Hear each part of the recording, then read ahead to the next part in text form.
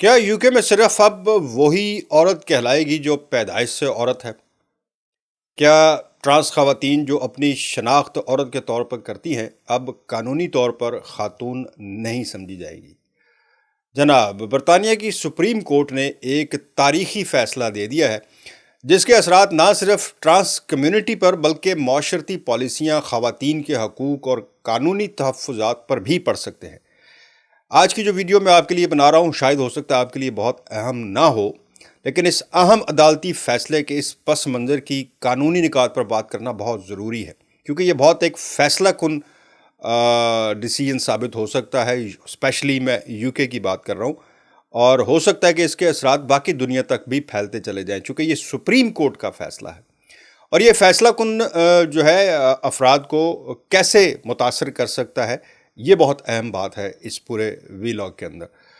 بدھ کے روز برطانیہ کی سپریم کورٹ نے کہا کہ ایکوالٹی ایکٹ 2010 یہ بہت اہم ایکٹ تھا جو ان ٹرانسجینڈرز کے حوالے سے بنایا گیا تھا۔ اس میں خاتون اور جنس یعنی میل یا فیمیل کی اصلاح جو ہے، یعنی اس کی تعریف تشریح جو ہے وہ صرف بایولوجیکل خواتین کے لیے استعمال کی جا سکتی ہے، یہ سپریم کورٹ کہہ رہی ہے، یعنی کہ جو عورت پیدا ہوئی وہ عورت کہلائے گی، جو مرد پیدا ہوا وہ مرد کہلائے گا، اس کے علاوہ نہیں۔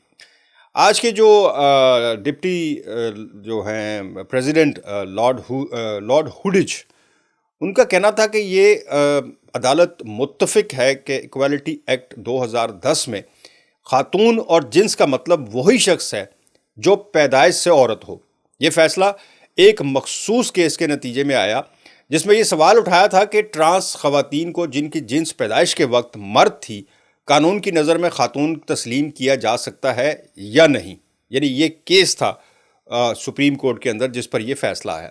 اچھا، عدالت نے یہ بھی واضح کیا کہ یہ فیصلہ کسی ایک گروہ کی جیت یا دوسرے گروہ کی ہار کے طور پر نہ لیا جائے، اس میں کسی کی ہار جیت نہیں ہے۔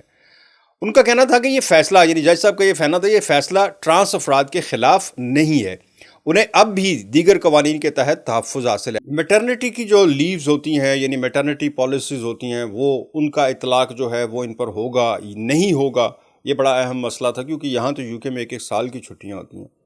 کھیل بہت امپورٹنٹ تھا، آپ کو یاد ہوگا کہ اولمپکس میں ایک بہت بڑا مسئلہ کھڑا ہو گیا تھا کہ ایک ٹرانسجینڈر نے ایک خاتون کے ساتھ اس کا مقابلہ تھا اور وہ جیت بھی گیا، اور اس کے بعد یہ مسئلہ کھڑا ہو گیا کہ جناب اس کا تو ظاہر ہے وہ مرد سے عورت میں بعد میں اس نے کیا ہے، تو اس کا ظاہر ہے اس کا جسامت یا اس کی طاقت جو ہے وہ اس سے ڈیفرنٹ ہے، اور اس کے بعد یہ بڑی بحث شروع ہوگی۔ بہرحال سپورٹس کیٹیگری جو ہے وہ بھی بہت امپورٹنٹ تھی۔ اس کے علاوہ کچھ ٹرانس افراد جو قانونی طور پر اپنی جنس تبدیل کر چکے ہیں، ان کے حقوق کا دائرہ کیا ہوگا، اس پر بھی آئندہ بحث جو ہے وہ ہونے جا رہی ہے۔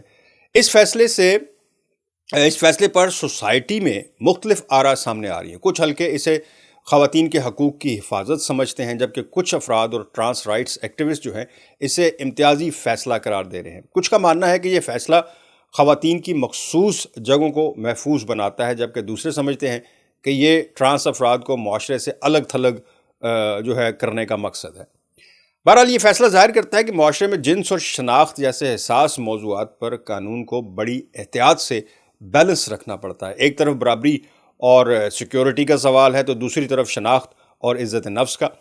سپریم کورٹ نے اپنا قانونی موقف جو ہے وہ واضح کر دیا ہے، لیکن سماجی سطح پر یہ بحث ابھی ختم نہیں ہوئی ہے، بلکہ میں یہ کہوں گا کہ شاید ابھی یہ شروع ہوئی ہے۔ آپ اس فیصلے کے بارے میں اب آپ کیا سوچتے ہیں؟ یا عدالت کا فیصلہ درست ہے یا ٹرانس افراد کے حقوق متاثر ہوں گے؟ کامنٹس میں اپنی رائے ضرور دیجیے گا، میں اس کا ویٹ کروں گا، چونکہ میں اپنی کوئی رائے اس میں نہیں دے رہا ہوں، میں نے تو صرف آپ کو کورٹ کا فیصلہ سنایا ہے، اور دیکھنا چاہتا ہوں کہ عام آدمی جو ہے وہ اس فیصلے کے بارے میں کیا سوچتا ہے، اور باقی ملکوں میں بھی اس کا اطلاق ہونا چاہیے یا نہیں ہونا چاہیے۔ مجھے دیں اجازت، اللہ حافظ۔